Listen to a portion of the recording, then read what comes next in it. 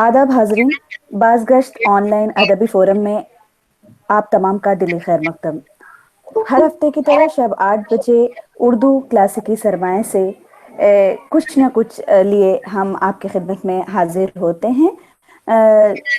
आज की जो नशिस्त हमने सजाई है वो उर्दू फिक्शन से अब्दुल हलीम शरर की तारीखी नावल फिरदौस बरी से मुंतखब इक़्तिबासात हैं, जो आपके सामने लिए हम हाजिर हैं।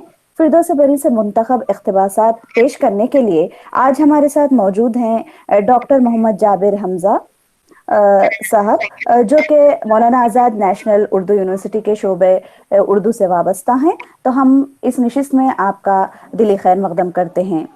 इसके अलावा बतौर मेहमान खुसूसी हमारे साथ इस महफिल में शामिल हैं प्रोफेसर अली अहमद फातमी साहब, जो कि मुमताज़ अदीब, नक्काद, दानिश्वर और साबिक सदर शोबे उर्दू इलाहाबाद यूनिवर्सिटी रह चुके हैं।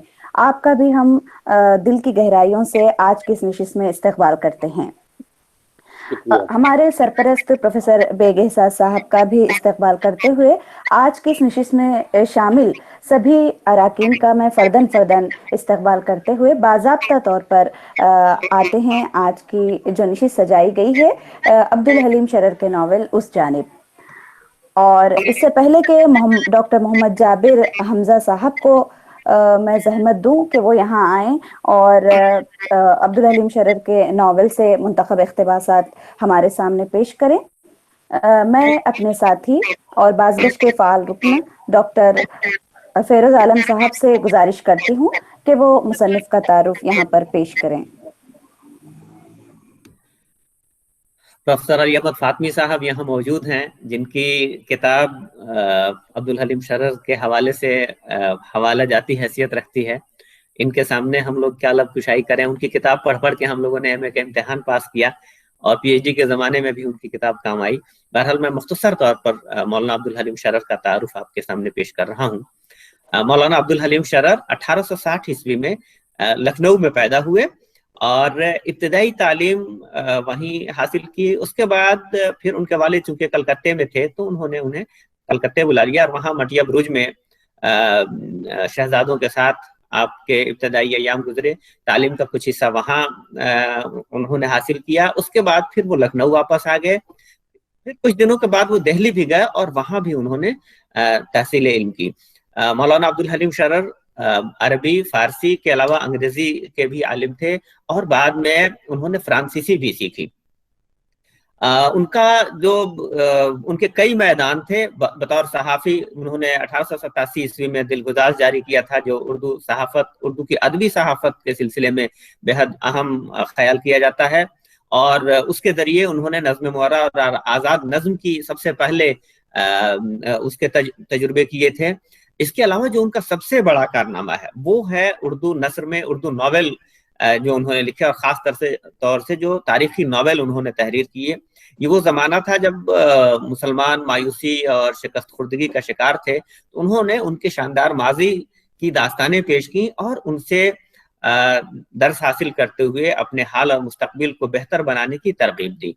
पहला नावल उन्होंने दिलचस्प लिखा था जो उनके रसाले दिलगुदाज में ही किश्तवार शाया हुआ था और उसके बाद उन्होंने पैदर पे बहुत सारे नावल लिखे। उनकी किताबों की तादाद तकरीबन 100 के आसपास बताई जाती है। प्रोफेसर अली अहमद फातमी साहब इस पर मज़ीद तफसीली रोशनी डालेंगे। दिलचस्प के बाद उनके कई नावल आए जिनमें फिरदौस बरी उनका शाहकार तस्वुर किया जाता है। फिरदौस बरी के अलावा मंसूर मोहना, अय्याम अरब, हुस्न का डाकू, ज़वाल बगदाद, ये तमाम नावल ख़ास तौर से बेहद अहम है। उनकी एक बहुत अहम किताब गुज़श्ता लखनऊ है, जो लखनऊ अवध की जो तहजीब व सकाफत थी उसके बारे में बेहद अहम किताब है। और एक और उन्होंने बंकिम चंद्र चटर्जी के नावल दुर्गेश नंदिनी का भी उर्दू में तर्जुमा किया था। इसके अलावा बहुत सारे रसायल व जरायद से भी बहसियत मुआविन मुदीर या मुदीर वो वाबिस्ता रहे, जिनमें अवध अखबार भी शामिल था। वो कुछ दिनों तक उन्होंने हैदराबाद में भी मुलाजमत की थी और यहीं से वो एक अमीरजादे के साथ इंग्लिस्तान का सफ़र भी उन्होंने किया था और उसी सफ़र के दौरान उन्होंने फ्रांसीसी ज़बान भी सीखी थी। तो मुख्तलिफ मैदानों में उनके कारनामे हैं और उर्दू का ये साहिब तर्ज अदीब शायर नॉवेल नगार 1926 में इस दार फानी को कूच कर गया। डॉक्टर मोहम्मद जाबिर, जैसा कि मैंने बताया, बहैसियत गेस्ट फैकल्टी मौलाना आज़ाद नेशनल उर्दू यूनिवर्सिटी में अपनी खिदमत अंजाम दे रहे हैं। इन्होंने इलाहाबाद से एमए किया है, जबकि मौलाना आज़ाद नेशनल उर्दू यूनिवर्सिटी से ही पीएचडी की डिग्री हासिल की है। कौमी और बैनुल-अक़वामी सेमिनार्स में शिरकत की और मकाले पेश कर चुके हैं। इसके अलावा आपके मज़ामीन कई जर्नल्स में भी शाये हो चुके हैं। तो एक बार फिर डॉक्टर मोहम्मद जाबिर साहब, आपका आज की इस नशिस्त में इस्तकबाल है और हम आपसे गुजारिश करते हैं कि फिरदौस बरी से मुंतखब इक़्तिबासात यहाँ पर पेश करें। डॉक्टर मोहम्मद जाबिर।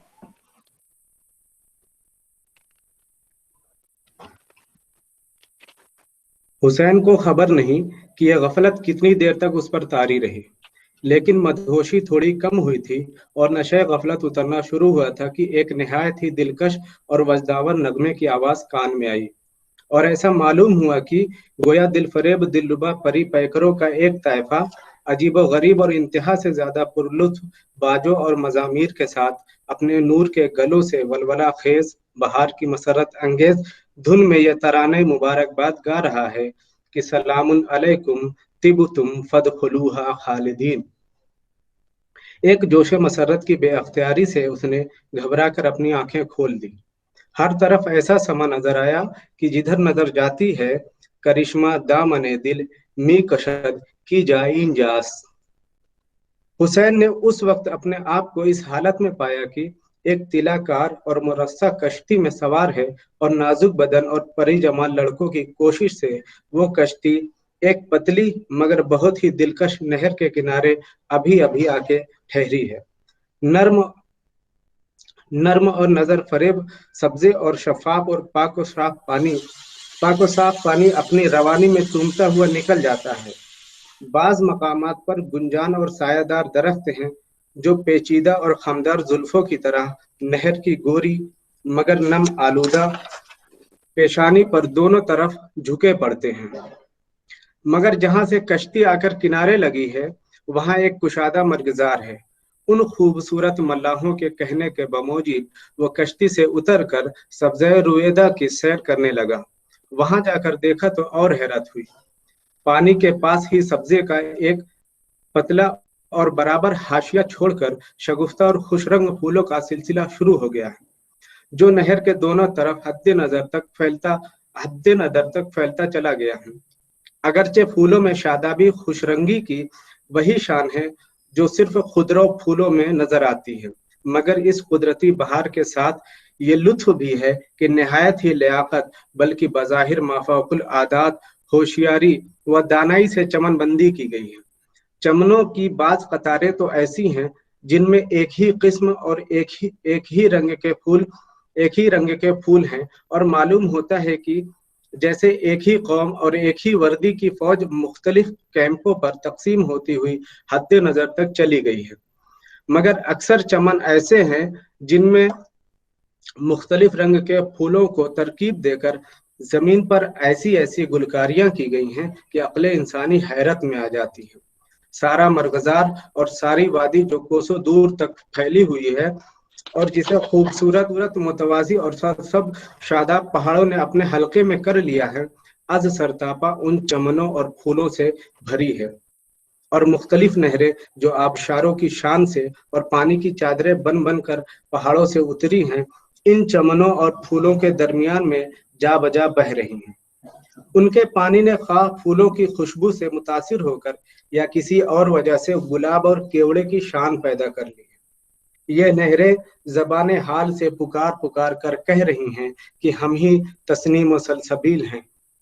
रास्तों और रविशों की तरतीब में ये मौजिज़ नुमा कैफियत पैदा हो गई है कि हर चमन के एक पहलू को नहर धोती है तो उसके दूसरे पहलू को एक छोटी सी खुशनुमा सड़क अपनी आगोश में लेती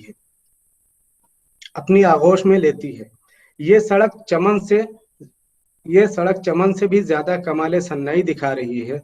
मुख्तलिफ किस्म और मुख्तलिफ रंग के संगरेजों से इन सड़कों की तामीर में काम लिया गया है और हर सड़क पर एक खास रंग के संगरेजे बिछा के कोई सड़क फिरोजे की, कोई जमरुद की या कोई जमरुद की, कोई याकूत की और कोई नीलम की बना दी गई है। फिर तरतीब में ये लुत्फ है कि जिस रंग के फूलों का चमन है उसी की मुनासिब मौजू रंग की पतली खुशनुमा सड़क भी उसके पहलू से गुजरी है।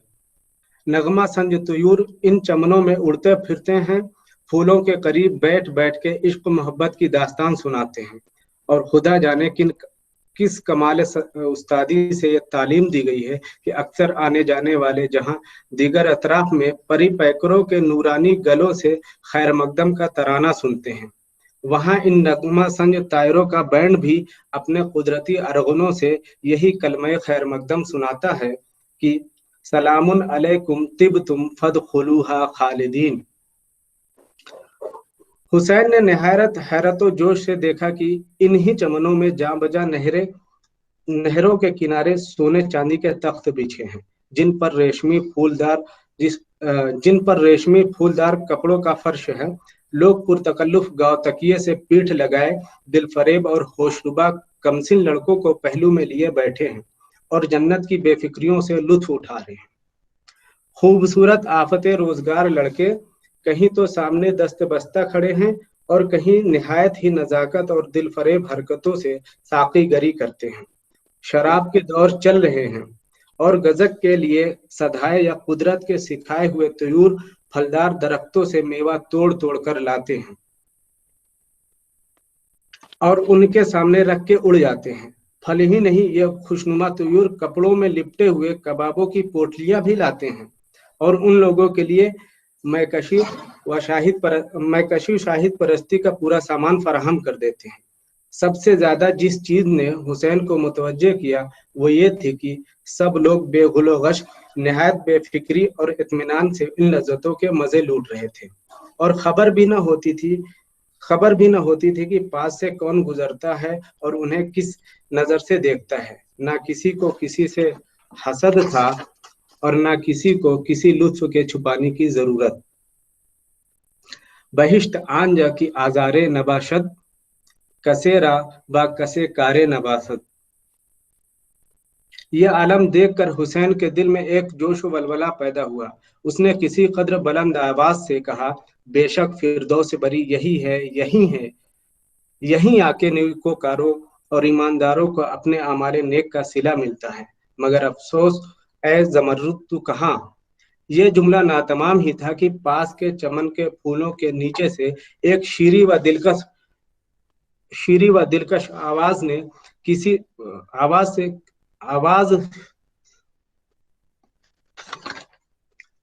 से किसी ने कहा, तू अभी जन्नत के चमनों ही को देख रहा है, जरा महलों और कसरों को भी नजर उठाकर देख।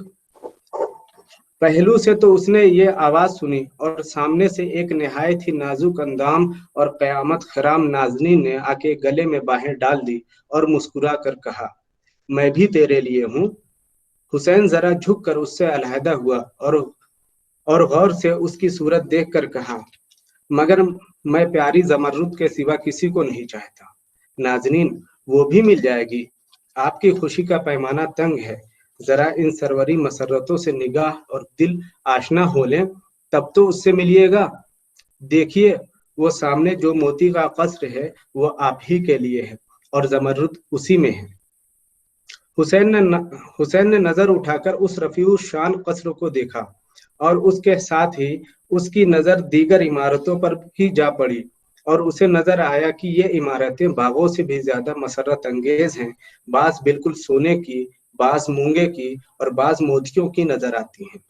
ये तमाम मकानात जो हस्बे हैसियत महल और कस्र और कोशक के लफ्ज से ताबीर किए जा सकते हैं, मज़कूरा अशिया के अलावा इन्हीं में कोई फिरोजे का, कोई ज़मरुद का, कोई याकूत का और कोई हीरे का है।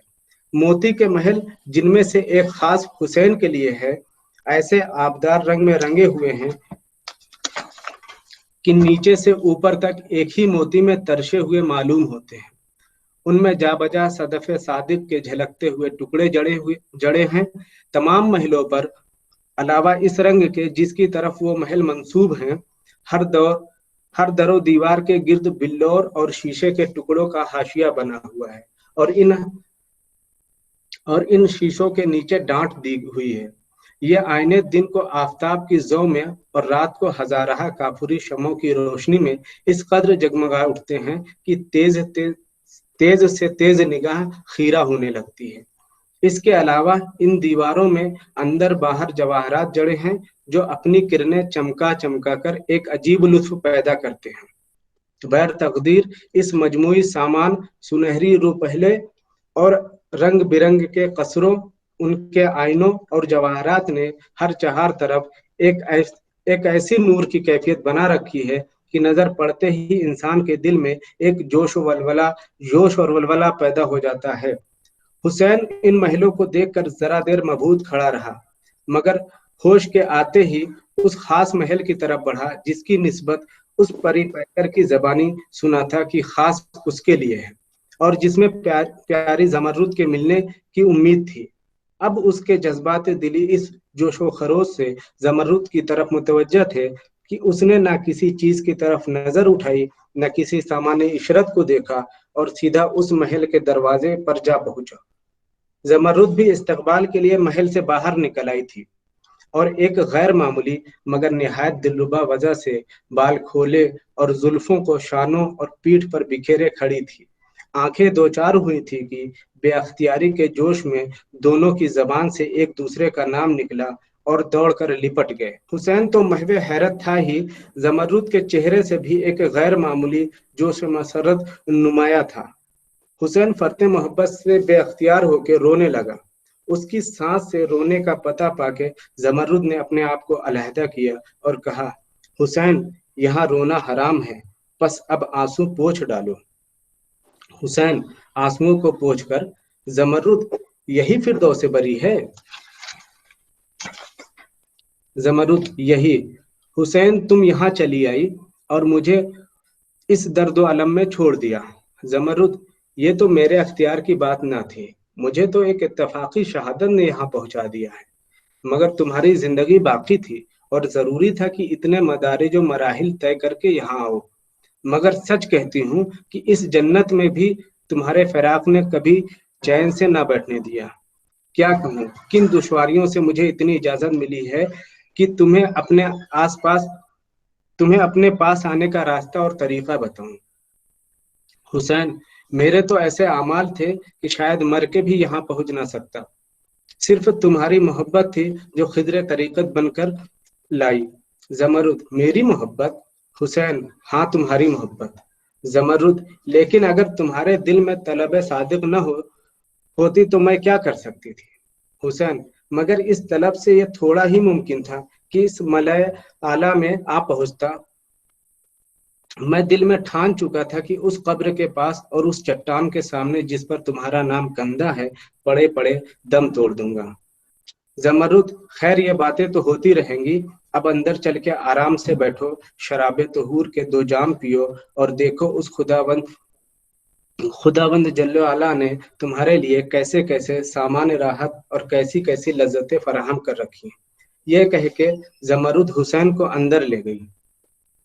जिस वक्त हुसैन नहर के किनारे कश्ती से उतरा है, सरे शाम का वक्त था, मगर अब रात हो गई थी। हर तरफ काफूरी शमएं रोशन थी, एक खास किस्म की ठंडी रोशनी जिसका पता न चलता था कि कहाँ से आती है और क्यों कर पैदा होती है। दरवाजों और बुलंद खिड़कियों और छत के रोशनदानों से रह के चमक उठती थी। मालूम होता था कि यकायक हजारहा महताबियां छोड़ दी गई हैं। इस तेज रोशनी में शमएं मांद पड़ जाती हैं और प्यारी हम सोबतों का चेहरा एक दूसरों को प्यारा और दिलफरेब नजर आने लगता है। इस गैबी रोशनी को हुसैन ने हैरत से देखा और दरियाफ्त किया कि ये कैसी रोशनी है। वो बार बार दरवाजे से झांक कर बाहर देखता, मगर कुछ हाल ना खुला। सिर्फ इतना मालूम हुआ कि उस रोशनी का मरकज मंबा गिर्द की पहाड़ियों की चोटियों पर है, जहां वो ज्यादा चमकती हैं और वहीं से उसकी किरणें आके तमाम मकानात को रोशन कर देती हैं। एक ये बात उसने देखी कि जब रोशनी पूरी तेजी और कमाल पर आ जाती है तो चारों तरफ से लोग चिल्ला उठते हैं, अला हाज़ल लज़ी वअदनी रब्बी, बल्कि सबके साथ एक बेअख्तियारी के जोश में यही कलमा खुद हुसैन की जबान से भी कई मर्तबा निकल आया। जब उस रोशनी का राज हुसैन से हल न हो सका तो उसने जमरुद से पूछा, ये कैसी रोशनी है जमरुद, तुम नहीं तुमने नहीं पहचाना? यही वो नूरे इलाही है जो मूसा को वादी ऐमन में नजर आया था। तुमने कुरान और हदीस में पढ़ा है कि जन्नत में खुदा का दीदार होगा, उससे यही नूर इबारत है। हुसैन तो यही खुदावंद जल्ले वाला है। जमरुद, ये तो नहीं कह सकती, मगर हाँ, उसके तनव्वे औला से कि सबसे ज्यादा मुकम्मल और सच्ची तस्वीर यही है। ये जवाब सुनकर हुसैन उस नूर के सामने सजदे में गिर पड़ा, मगर जमरुद ने उठाया और कहा, यहाँ इबादत की तकलीफ नहीं, ये नूर सिर्फ इस गरज से है कि लोगों के दिल में इत्मीनान और मसरत पैदा हो। अब हुसैन ने मकान के फर्श और तमाम सामान को देखा और उसे यकीन हो गया कि ये सब नूरी सामान है जो दुनिया में न कभी इंसान के दिल में गुजरा, न ही किसी के कयासो गुमान में आ सकता है। जमरुद उसके हाथ में हाथ दिए यहाँ के तमाम अजूबा चीज उसे दिखाती फिरती थी और हुसैन हर चीज पर खुदाए जुलजलाल व इकराम की कुदरत और रहमत का जोश व खरोश से एतराफ करता और आखिर फिरते एक मकाम पर रुक गए। वो निहायत गर्मजोशी के साथ जमरुद से लिपट गया और कहा, ये सब लुत्फ और सारे सामान ऐश हैं, मगर जमरुद मेरे लिए कोई तुझसे बड़ी नेमत नहीं हो सकती। जमरुद यही मोहब्बत तुम्हें यहाँ लाई जमरुद यही मोहब्बत तुम्हें यहाँ लाई है, वरना ये वो मकाम है जहाँ किसी जिंदा इंसान का बहुत कम गुजर होता है। ये तुम्हारी बड़ी फजीलत है कि इस जिस्म खाकी के साथ इस नूरिस्तान में आ पहुंचे हो। बहुत बहुत शुक्रिया सर ना सुनने के लिए। जी जी, बेहद शुक्रिया जनाब डॉक्टर मोहम्मद जाबिर साहब। आपने बहुत ही खूबी से अब्दुल हलीम शरर के नावल फिरदौस बरी से इख्तिबासात यहाँ पेश किए। एक बार फिर आपका शुक्रिया अदा करते हैं। जी, प्रोग्राम को आगे बढ़ाते हुए अब हम मदु करना चाहेंगे प्रोफेसर अली अहमद फातिमी साहब को, जो कि बतौर मेहमान खुसूसी आज हमारे साथ तशरीफ़ फरमा हैं और फिरदौस बरी के ताल्लुक़ से और आपकी पेशकश के ताल्लुक़ से डॉक्टर मोहम्मद जाबिर साहब वो इजहार ख्याल फरमाएंगे। लेकिन डॉक्टर गुले राना से गुजारिश करती हूँ कि वो प्रोफेसर अली अहमद फातिमी साहब का तारुफ यहाँ पेश करें। डॉक्टर गुले राना। बेहद शुक्रिया डॉक्टर हुमैरा।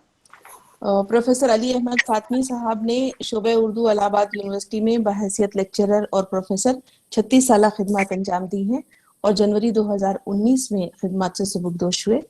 आपकी अहम तसानीफ में तारीखी नावल नज़ीर अकबर आबादी, अब्दुल हलीम शरर, फिराक गोरखपुरी, नई तनकीद नए अक़दार, एक रिपोर्टाज जड़ें और कोफले हैं, यात्रा, सफर है शर्त, 7 समंदर पार, 20 नई कहानियां, सोज़े वतन, 3 तरक्की पसंद शायर, जोश नए तनाजुर में, तरक्की पसंद तहरीक सफर दर सफर, सज्जाद ज़हीर, प्रेमचंद और कुलियात अली सरदार जाफरी की तालीफ शामिल है। इन तमाम तसानीफ और तालीफ पर आपको मुल्क की कई उर्दू अकेडमियों ने एजाज़ात से नवाजा है। और इसके अलावा प्रोफेसर अली अहमद फातिमी साहब ने मुख्तलिफ अहम कौमी और बैनुल-अक़वामी सेमिनारों और कॉन्फ्रेंसों में शिरकत की है और कई इजलास की सदारत भी की है।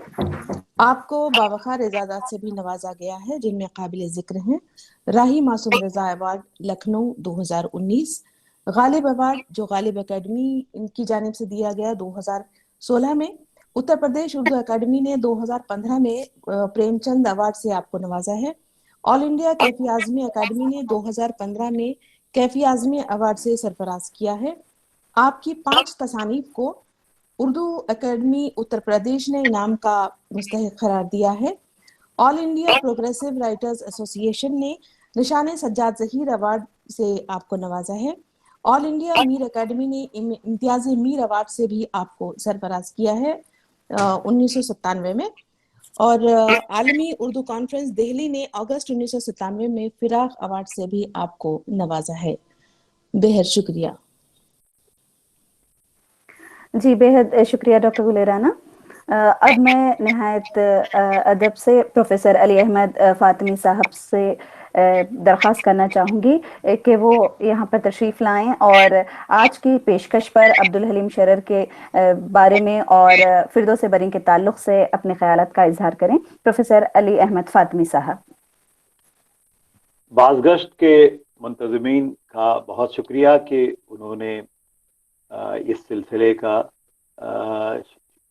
کی شروعات کر رکھی ہے، اور خاص طور پر اپنے عزیز دوست اور ممتاز افسانہ نگار ادیب و ناقد پروفیسر بیگ احساس کا کہ ان کی سرپرستی میں یہ بازگشت کے یہ سلسلے چل رہے ہیں، اور مجھے بہت خوشی ہے کہ پروگرام تو طرح طرح کے ہوتے رہتے ہیں، لیکن ایک ایسا پروگرام جس میں کلاسیکل لٹریچر پر تبادلہ خیال ہو، اور نہ صرف یہ کہ تبادلہ خیال ہو بلکہ وہ متن بھی یہاں باقاعدہ پڑھا جائے، اس کو دیکھ کر مجھے بہت خوشی ہوئی۔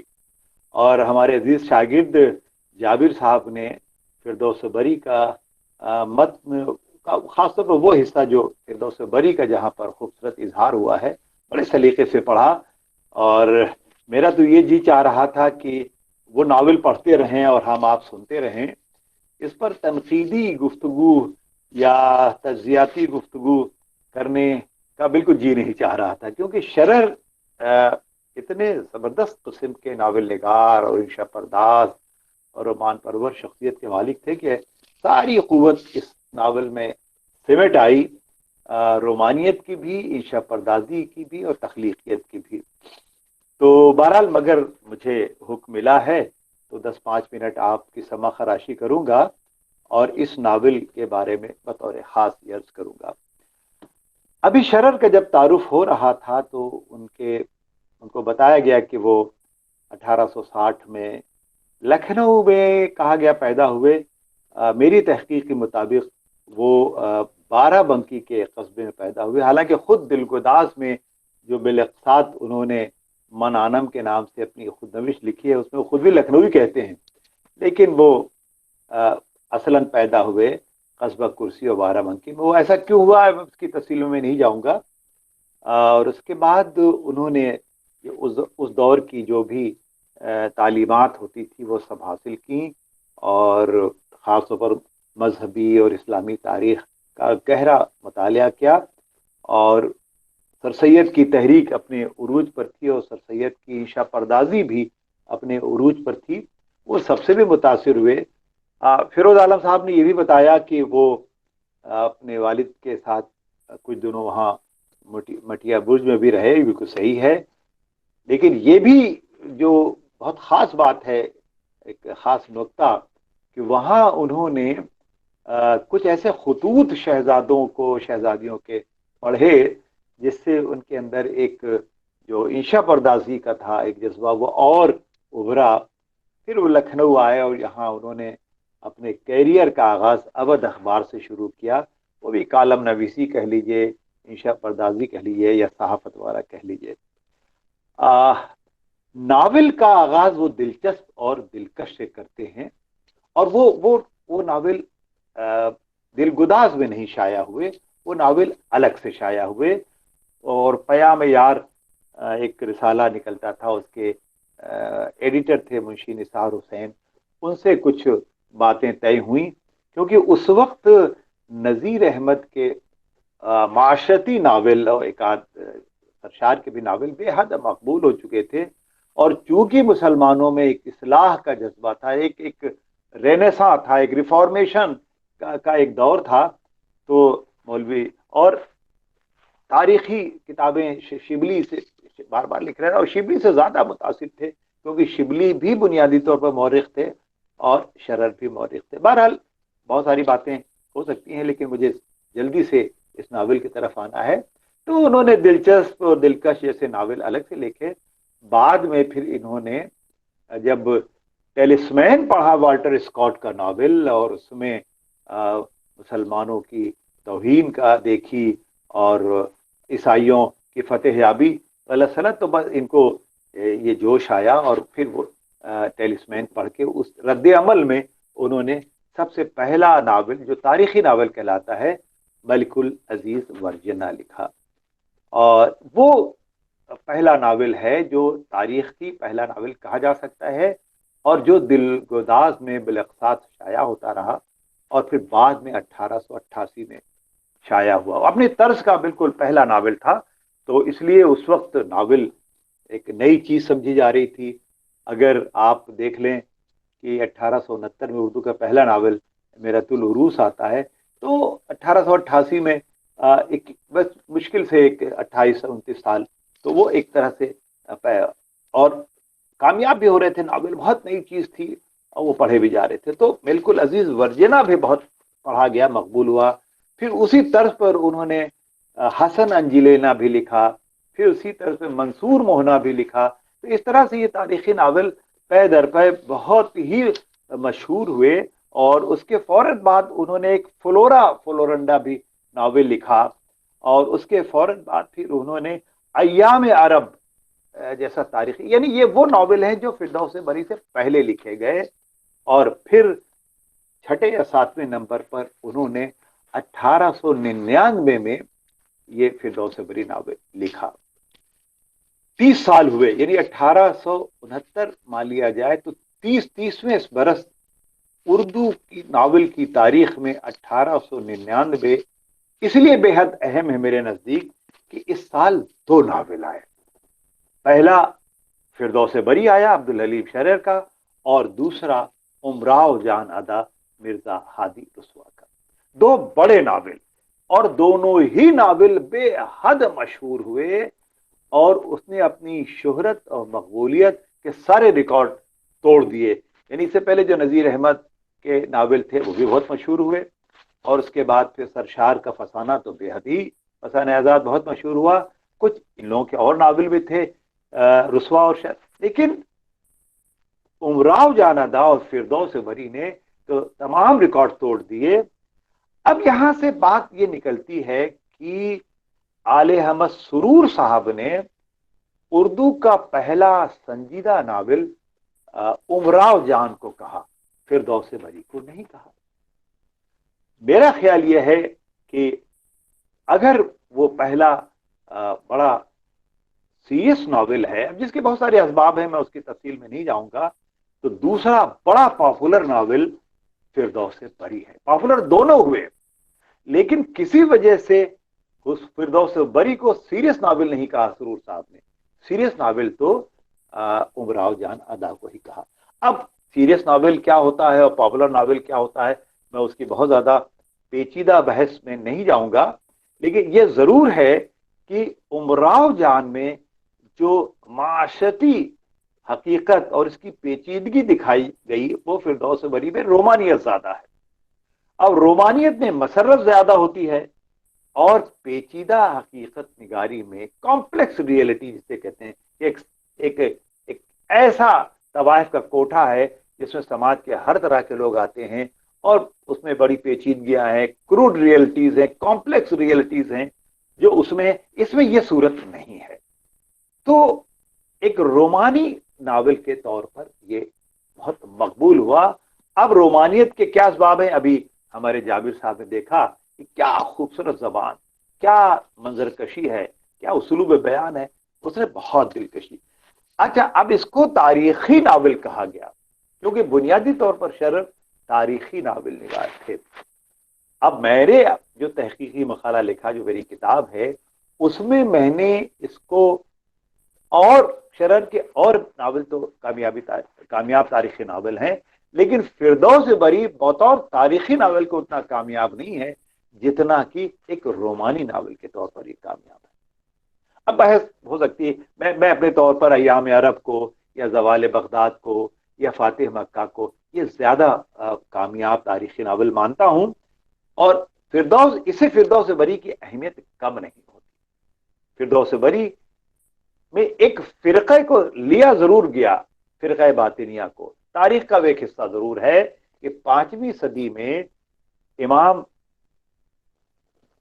शौकीद्दीन साहब एक जबरदस्त आलिम गुजरे हैं, उनके 3 शागिर्द बहुत मशहूर हुए, जिनमें 2 का नाम हसन था और एक का नाम उमर। उमर तो उमर खयाम के नाम से आगे चल के मशहूर हुए, और 2 हसन में से एक हसन हसन बिन सब्बाह था। उसने ये बनाई थी जेर जमीन ये जन्नत, और जिस पर एक शरर ने हसन बिन सब्बाह पर एक अलग से किताब भी लिखी है, उसकी पूरी सवाने लिखी है। ये लोग कमजोर नौजवानों और आशिकों को लालच देकर अपने बस में कर लेते थे, जन्नत की सैर करा के हशीश खिला के नशा पैदा करते थे। आप देखिए जो हिस्सा जाबिर साहब ने यहाँ पढ़ा है वो कमजोर आशिक को लेकर, एक हुसैन का किरदार एक कमजोर आशिक का दिखलाया भी गया है। अभी उसकी कमजोरी पे मैं बात करूंगा। ये गिरोह सारे काम खुफिया तौर पर करता था, पोशीदा तौर पर, इसीलिए इस गिरोह के लोगों को बातनैन कहते थे, और फिर ये पूरा फिरका फिरक़े बातिनिया कहलाया। भाई इससे ज्यादा मैं तफसील में नहीं जाऊंगा क्योंकि मुझे और बातें करनी है। तो इस तरीके से ये सिर्फ तारीख के एक वाक़े को छूता है, बाकी जो है वो सब कुछ गढ़े हुए किरदार शरर के हैं। अब ठीक है, वो देखिए तारीख नावल नगार को इतनी इजाजत मिलनी चाहिए कि वो किरदारों को खल करे, कुछ फजा को खल करे, और पूरे एक नावल को तैयार का ताना बाना तैयार करे, इसलिए कि वो एक नावल लिख रहा है, कोई तारीख की किताब नहीं लिख रहा है या कोई समाजी दस्तावेज नहीं लिख रहा है। तो इस नावल की सबसे बड़ी कामयाबी आमतौर पर उसकी जबान को समझा गया। जिस तरीके से वादियों का जिक्र है, जिस तरह से अभी जन्नत का जिक्र है और जो पढ़ा गया अभी जाबिर साहब ने, इसमें कोई शक नहीं। लेकिन नावल सिर्फ उसलूब से देखे, कोई भी नावल, कोई भी अफसाना सिर्फ स्टाइल से, सिर्फ उसलूब से मुनफरिद तो हो सकता है लेकिन अजीम नहीं होता। अजीम होता है वो अपनी किरदार निगारी से, अपने एक मरकजी ख्याल से, अपने एक सोशल सेंसिबिलिटी से, और बहुत सारी दूसरी चीजें, अपनी एक रियलिस्टिक अप्रोच से, या रोमांटिक रियलिज्म भी उसमें आ रहा है, या रियलिस्टिक रोमांटिसिज्म आ रहा है, बड़ा वहां से होता है। सिर्फ उसलूब से आप बहुत दूर तक नहीं जा सकते। आप उसमें दिलकशी देखिए, आप इब्न सफी के नावल हैं, उसलूब से बहुत अच्छे हैं, लेकिन हम उनको पॉपुलर नावल लिटरेचर से ज्यादा या अवामी लिटरेचर से ज्यादा रुतबा नहीं दे पाते कि उसमें वो कॉम्प्लेक्सिटी नहीं है। फिरदौस बरी की खूबी यह है कि इसमें फैंटेसी भी है और हिस्टोरिसिटी भी है और रियलिटी भी है। एक गिरोह को किसकी रियलिटी दिखाई गई है। तो तीनों चीजों को जो मिला के शरर ने बात की है, यानी फैंटेसी को भी, रोमानी को भी, और तारीखी को, और तारीखी रोमानियत को मिला के एक ऐसा किस्सा बनाया है कि वो किस्सा खुद अपने आप में इतना तहय्युर आमेज, तजस्सुस आमेज है कि वो किस्सा और जबान और किस्सा, यानी किस्सेपन और जबान की दिलकशी दोनों में ऐसी रंगामेजी हो गई है, ऐसी हमआहंगी हो गई है, ऐसा तालमेल बैठ गया है कि नावल बेहद कामयाब हो गया। आप देखिए, पढ़ते चले जाइए, बड़े बड़ों ने इसको पढ़ा है, वक़ार अज़ीम ने इसकी बड़ी तारीफ की है, और यूसुफ सरमस ने बहुत तारीफ की है, कमर रईस ने इसकी बहुत तारीफ की है, और लोगों ने भी तारीफ की है।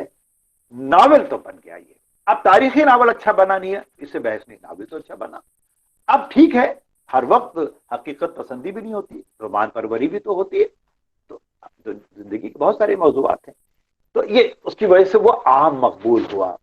लेकिन खास मकबूलियत की वजह भी मैं आपके सामने रख रहा हूं कि मिसाल के तौर पर इसमें सबसे ज्यादा जो कैरेक्टर अपील करता है वो ज़मुर्रत का है। आम तौर पर शरर के नावलों में भी और दूसरे नावलों में भी हीरो जो है वो हीरोशिप ज्यादा है, हीरो ज्यादा पावरफुल कैरेक्टर है। लेकिन उर्दू नावल का देखिए, ये एक अजीब बात है, फेमिनिज्म के इस दौर में ये बात बहुत नजदीक से समझने की जरूरत है कि उर्दू नावल का आगाज ही होता है खवातीन किरदारों से, सुगरा और कोबरा से होता है, असगरी और अकबरी से होता है। यानी वहां पे देखिए, फिर सरशार कामनी लिख रहे हैं, फिर उसके अलावा अब देखिए ये इनके और नावल है, मोहना, हसन अंजलिना, सब है। लेकिन इस नावल में जो ज़मुर्रत का किरदार दिखाया गया है वो हीरो से ज्यादा समझदार भी है, दानिशमंद भी है और जुर्रतमंद भी है। वो हर कदम पे रहनुमाई करती है हुसैन की। और हुसैन उसके बरस एक मजहूल किरदार के तौर पर आता है। ढीला आश इश्क में बेताब है और परेशान है और छटपटा रहा है, रो रहा है, एक मजहूल सा किरदार आता है, मासूम सा, आप मासूम भी कह सकते हैं लेकिन मजहूल। अच्छा, इसी तरह देखिए 1860 में ज़हरे इश्क जो मसनवी आई है उसका भी हीरो देखिए, इससे पहले आई है, लेकिन 1857 के बाद जो लखनऊ का माशरा है, अवध का माशरा है, उमराव जान से लेकर और ज़हरे इश्क लेकर फिरदौस बरी तक, सब में मर्द असास माशरे की जो मजहूलियत है, जो बेअमली है, जो मायूसी और महरूमी है और जो फरारियत है, ये सब चीजें गौर तलब हैं। और यही वो चीजें हैं जो एक सोशल कंसर्न की तरफ नावल को ले जाती हैं। और ऐसे में औरत मजबूत किरदार बन के उभर रही है, ज़हरे इश्क की मसनवी में भी, उमराव जान में भी और यहाँ ज़बूरत में भी। उसका दायरे को वसी करके देखिए तो आपको अवध का कल्चर, फेमिनिस्ट कल्चर या पूरा कल्चर आपको झलकता नजर आएगा। इसमें भी यही है कि ज़मुर्रत जितनी ज़हीन है और जुर्रतमंद है, उसी की जुर्रतमंदी से खतूत आते हैं। फिर आखिर में एक और ख़त आता है बरकान खातून तक, जिसको ये लेके जाता है और फिर इसी जन्नतुल फिरदौस में हमला होता है और उस जन्नत पर कब्जा होता है और फिर फतेह याबी होती है और दोनों की शादी हो जाती है। ये एक बड़ा एक फैंटेसी किस्सा है, लेकिन इस फैंटेसी में भी जो सोशल रियलिटी निकल कर आती है अवध की खास तौर पर, वो गौर तलब है। तारीख आप 5वीं सदी का हिस्सा लें या 6वीं सदी का हिस्सा लें, लेकिन वो तारीख तो झलक ही पड़ती है जिस तारीख में नावल निगार अपने नावल को लिख रहा है। तारीखियत होते हुए भी, रोमानियत होते हुए भी अपने अहद की समाजी हकीकत से वो नजरें नहीं चुरा सकता, वो शौरी या लाशौरी तौर पर नावल में झलक ही पड़ता है। इसके अलावा जो एक और चीज मुझे सबसे ज्यादा अपील करती है और वो है नावल में शेख अली वजूदी का किरदार, जो एक तरह से नावल में विलेन के किरदार के तौर पर आता है। पहली बार उर्दू नावल में इतना पावरफुल एक विलेन का किरदार आया, वरना अभी तक विलेन ऐसा कोई खास किरदार नहीं बना, चाहे इसमें हो चाहे किसी औरत में हो चाहे मर्द में। जब मैंने पहली मर्तबा रिसर्च पीरियड में, क्या जब मैं एमए में था, जब मैंने पहली मर्तबा इस नावल को पढ़ा था, ये वाकया है 1973-74 का, जब पढ़ा था तो सारी रात मुझे नींद नहीं आई और मेरे आसाब पर शेख अली वजूदी सवार था। वकार अजीम ने भी जगह लिखा है फिरदौस बरी का सबसे नुमाया किरदार शेख अली वजूदी का है, जिससे बास हैसियतों से शरर के किरदारों में सबसे ऊंचा किरदार कहा जा सकता है। ये वकार अजीम की राय है, यूसुफ सरमस की भी राय है, कमर रईस की भी यही राय है।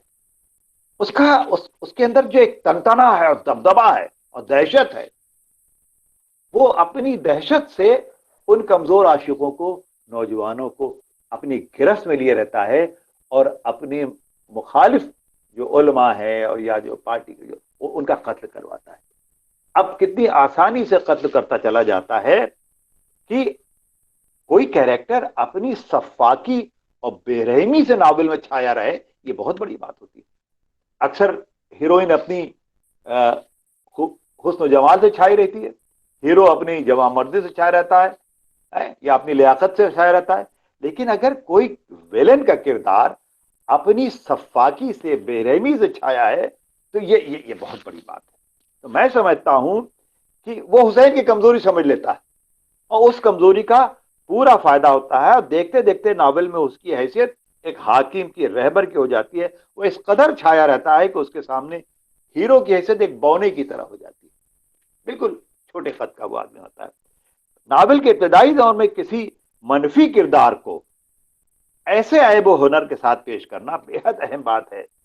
बाद में तो एक से एक विलेन आते हैं बाद में, और उमराव जान में तो एक तरह पूरा माशरा ही विलेन बन जाता है, या गौदान में भी आप सूरत ये दे सकते हैं कि पूरा माशरा, पूरा समाज विलेन बन जाता है, फैलता है।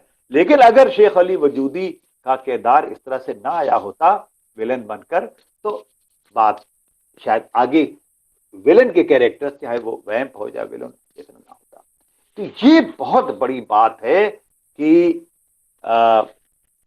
एक विलन के कैरेक्टर को इतनी खूबसूरती से और दबदबे के साथ पेश करना, ये शरद का बड़ा कारनामा है। तो देखिए ज़मुरद का कैरेक्टर और फिर विलन का कैरेक्टर हावी है, और हीरो का कैरेक्टर बिल्कुल, हालांकि इससे पहले वो जितने हीरो के कैरेक्टर पेश कर रहे हैं, चाहे वो मंसूर हो, चाहे मलिकुल अजीज वर्जना में मलिकुल वजीज हो, चाहे हसन अंजलिना में हसन हो, या और दूसरे नावलों में, हर जगह हीरो बहादुर है, जवा मर्द है, खूबसूरत है, फतेह याब हो रहा है।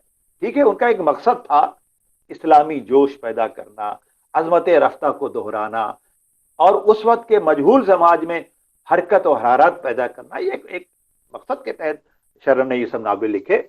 वो मकसद में कितने पूरे हुए वो एक अलग बात है, लेकिन ऐसे में एक हीरो को मजहूल दिखाना बहुत चैलेंजिंग था, और मगर अब वो उसका तकाजा था और शरर इसमें कामयाब हुए। एक और बात मैं कहता चलूं कि शरर से पहले सरशार और नजीर अहमद दो बड़े नावल निगार हैं, लेकिन शरर पहले नावल निगार है। कहीं किसी ने वक़ार आज़म ने लिखा है कि, या जमील जालवी ने, मुझे ठीक से याद नहीं आ रहा है, कि कहीं लिखा है कि उन सब के नावल बहुत अच्छे हैं, इसमें कोई दो राय नहीं, लेकिन आप देखें कि नजीर अहमद ने कहीं लफ्ज नावल का इस्तेमाल नहीं किया, जदीद किस्सा निगारी कहा, इन्होंने फसाना आजाद ने को फसाना कहा। शरर पहले नावल निगार हैं जिन्होंने नावल को नावल समझ कर लिखा, पहली बार लफ्ज नावल का इस्तेमाल किया। दिलगुदाज में नावल पर कई मजामीन मिलते हैं, मेरे ख्याल में 6 मजामीन तो हमने खुद जमा किए हैं, जिसमें से कुछ टुकड़े भी मैं आपको पढ़ के सुनाऊंगा। उन्होंने अंग्रेजी सीखी, अंग्रेजी नावल पढ़े, वाल्टर स्कॉट का टेलिस्मैन पढ़ा था, तर्जुमा नहीं पढ़ा था, सीधे अंग्रेजी पढ़ा था, तब जाके उन्होंने, हाँ, जमील जालवी ने एक जगह लिखा है कि सरशार नजीर अहमद को उनकी तख्लीकी अजमतों के बावजूद सही मानों में नावल निगार नहीं कहा जा सकता। अब यह राय जमील जालवी की, जिससे मैं मुत्तफिक तो नहीं हूं, लेकिन बहरहाल मैं पेश कर रहा हूं। मौलाना अब्दुल हलीम शरर अपनी तकनीक और इजहार दोनों के एतबार से नावल निगार थे। फिरदौस बरी के बारे में भी जमील जालवी ने लिखा कि शरर का नावल फिरदौस बरी तो उर्दू के रोमानी नावलों में एक शाहकार का, देखिए तारीखी नहीं कहा, रोमानी नावलों में। मैं यहां से थोड़ा सा और इसकी वजाहत करता चलूं कि तारीखी नावल की जो बुनियादी तारीफ ये की गई है कि आप जिस दौर की तारीख को छू रहे हों, सिर्फ छू लेना काफी नहीं है, उस दौर की माशरत को, सकाफत को, बूदोबाश को, रहन सहन को भी थोड़ा दिखाया जाना चाहिए, जैसा कि ज़वाल बगदाद में दिखाया, जैसा कि अय्याम अरब में दिखाया। इसमें नहीं दिखाया, इसमें सिर्फ बादशाह है और जंग है और इश्क मोहब्बत है और शिकस्त और फतेह है। उसमें आप खो तो जाते हैं, लेकिन कल्चरल एस्पेक्ट आपको नहीं मिलते इन नावलों में। इसलिए ऐसे नावल, पूरी दुनिया के तारीखी नावलों के बारे में ये कहा जाता है कि इसलिए रोमांटिसिज्म हावी, और उसकी वजह यह है कि भाई देखिए, अब मैं आपको खुद शरर के ही जुमले सुनाता हूं कि पॉपुलर नावल और सीरियस नावल की भी बात इससे निकल आएगी बाद में, कि खुद शरर ने अपने जो मजामीन लिखे हैं, नावल, मगरिब नावल नवीसी की इर्तिका, मशरिक़ व मगरिब के नावल, या नावल की अवामी मकबूलियत, 4-5 मजामीन, 6 मजामीन उन्होंने लिखे हैं। मैं छोटे छोटे 3 कोटेशन पढ़ रहा हूं। ये सबको मालूम है कि यही नावल और इसी तरह के आशिकाना मिजाज के नावल हैं जिन्होंने यूरोप को इतनी तरक्की दिलाई। आशिकाना मजाक, ये मैं इस पर खास तौर पर तवज्जो चाहूंगा कि आशिकाना मजाक के नावल हैं जिन्होंने यूरोप को इतनी तरक्की दिलाई और गुज़श्ता यूरोप को मौजूदा यूरोप बनाया। यानी नावल कहा जाता है कि वारिस अलवी भी कहा करते थे कि यूरोप को यूरोप बनाने में यूरोपियन नॉवेल्स का बहुत बड़ा, गजल में, शायरी में समाज की रूह दिखाई जाती है, नावल में समाज ही दिखाया जाता है पूरा की पूरा। फर्क है दोनों में, जैसे इधर शायरी ऐसे रूह है शायरी, लेकिन नावल एक ऐसी सिन्फ है और उसमें इतनी कुशादगी है, उसमें इतनी वुसअत है कि वो माशरत के दरमियान से होकर गुजरता है, वो उसकी मजबूरी है, वो तस्वीर हयात इसीलिए कहा जाता है, और तख्लीक हयात या तनकीद हयात भी कभी कभी कहा जाता है। लेकिन शरर जो है वो कहीं अपने कारी की नज़्म पर पकड़, खासतौर पर एक ऐसे दौर में जो एक निशत सानिया का दौर है, जहाँ एक फ्रस्ट्रेशन भी है, जहाँ महरूमी मायूसी है, वहाँ आशिकाना नावल खास तौर पर लिख रहे हैं और कह रहे हैं कि यूरोप में भी ऐसे लिखेंगे। और आगे देखिए वो कहते हैं कि अखलाकी तालीम देने का इससे ज्यादा दिलचस्प तरीका आज तक दुनिया को मालूम नहीं हुआ। सारी कौम ने तस्लीम कर लिया है कि नाविल ही अखलाक के असली मुसलिह हो सकते हैं। देखिए रिफॉर्मेशन से भी जोड़ कर देखा, सिर्फ रोमांटिसिज्म से नहीं, रिफॉर्मेशन, इस्लाह, रोमान के साथ साथ इस्लाह का भी पहलू शरर अपने जहन में रख लें। और फिर नाविल नवीसी के बुनियादी नुक्ते पर भी वो बात कर रहे हैं कि नाविल के लिए सबसे मुकद्दम यह है कि वो इंतहा से ज्यादा दिलचस्प हो, और दिलचस्पी बगैर हुस्न और इश्क के बहुत ही कम आ सकती है। देखिए कितनी बेबाकी से एक आदमी कह रहा है कि हुस्न और इश्क इंसान का सबसे लतीफ जज्बा, सबसे नाजुक और मुअस्सर मौजू होता है, नुक्ता होता है। इसीलिए गजल में देखिए इश्क और आशिकी के तरह से और गजल पसंद की जाती है। इसीलिए हालांकि हमारे शोरा ने, सूफी शोरा ने, तरक्की पसंद शोरा ने फिर उस इश्क के तस्वुर को बहुत फैलाया, और गजल कहाँ से कहाँ पहुंच गई वो एक अलग मौजू है। लेकिन नावल में भी देखिए 3 कोटेशन मैंने, एक में यूरोप वाली बात कही, दूसरे में अखलाकी इस्लाह की बात कही, और तीसरे में आशिकाना मिजाज की बात कही। तो शरर की नावल निगारी महज तफरीह तबाह के तौर पर नहीं थी, बल्कि एक बामकसद अमल था। सर सैयद तहरीक अपने उरूज पर थी, या उसके असरात जाहिर है कि हाली, शिबली, आजाद सब पे थे, और सभी मुतासिर थे, शरर भी मुतासिर थे। ये अलग बात है कि तारीखी हैसियत से वो सर सैयद से ज्यादा शिबली से मुतासिर, लेकिन इंशा परदाजी में वो सर सैयद से ज्यादा मुतासिर थे, और वहीं से लिया भी, इंशा परदाजी का इतराफ भी कई जगह क्या है। तो लफ्ज नावल का इस्तेमाल शरर ने सबसे पहले किया, वरना इससे पहले लफ्ज नावल का और उसकी मकबूलियत को समझा, और दिलगुदाज में उसके मज़ामीन भी लिखे और नावल को उसी तरह से पेश किया। तो ये एक बहुत बड़ी बात है जिसको समझने की जरूरत है कि उनके सारे नावल जो हैं वो सिर्फ ऐसे ही नहीं है, बल्कि उसके पीछे एक मकसद है, और कामयाबी भी है। इतना फिर फिरदौस से बरी बिका, इतना बिका कि दिलगुदाज प्रेस और दिलगुदाज रिसाला और क्या क्या शरर माला माल हुए। लेकिन खैर वो एक अलग पहलू है, माशी पहलू है, मैं उस पर ज्यादा नहीं जाऊंगा। कि अब मैं एक दो कमजोरियों की बात करूं कि नावल अपनी तमाम तर मकबूलियत के बावजूद ये उस मेयार को नहीं पहुंच सका जिस मेयार पर उमराव जान पहुंचा। जैसा कि सुरूर साहब कहते हैं कि उमराव जान सीरियस नावल है और ये पॉपुलर नावल है, लेकिन मैं इसे पूरे तौर पर पॉपुलर नावल भी नहीं मानता।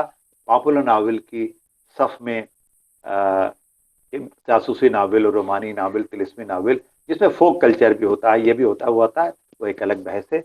लेकिन रोमांटिक नावल लिखना भी अपने आप में, और तारीख का हिस्सा भी उसमें आता है, ऐसा नहीं है 5वीं सदी का पूरा है, सब आता है। अच्छा, फिर ये भी कि ये बस फिरक़े बातिनिया में महसूर होकर रह गया। जैसा कि मैंने अर्ज किया कि उस ज़माने की सोसाइटी, वहाँ का कल्चर, वहाँ के आवाम, उनका बूदबाश, उनका रहन सहन इस नावल में नजर नहीं आता। इसलिए सिर्फ वो हुसैन और ज़मूरत का इश्क और फिरक़े बातिनिया, इन्हीं दोनों के बीच में नावल सिमट कर रह गया। तो कुछ लोग इल्ज़ाम लगाते हैं कि नावल मौजू की सतह पर बड़ा महदूद और मशहूद किस्म का नावल है।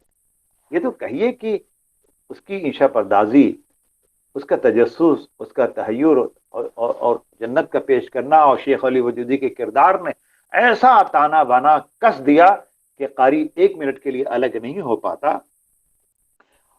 समाज पर فرقہ باطنیہ کا کیا اثر پڑ رہا ہے اس پر بھی شرر کوئی روشنی نہیں ڈالتے، صرف انہوں نے ایک قصہ لے لیا اور اس طریقے سے وہ لکھتے چلے گئے۔ بہرحال شرر نے تقریباً 38 ناول لکھے، 28 ناول میری تحقیق کے مطابق 28 یا 29 تاریخی ہیں، اور 8 9 یا 9 10 ناول ان کے معاشرتی ناول ہیں۔ معاشرتی ناول بھی بیکے وکے ضرور، لیکن ان کی وہ حیثیت نہیں بن پائی جو شرر کے تاریخی ناول کی بنی۔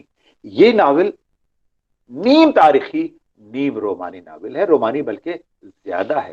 خود شرر سے بھی ایک بار پوچھا گیا کہ آپ اپنے کامیاب ترین ناولوں میں کس کو مانتے ہیں، تو جن 4-5 ناولوں کا انہوں نے نام لیا اس میں فردوس بری سر فہرست ہے۔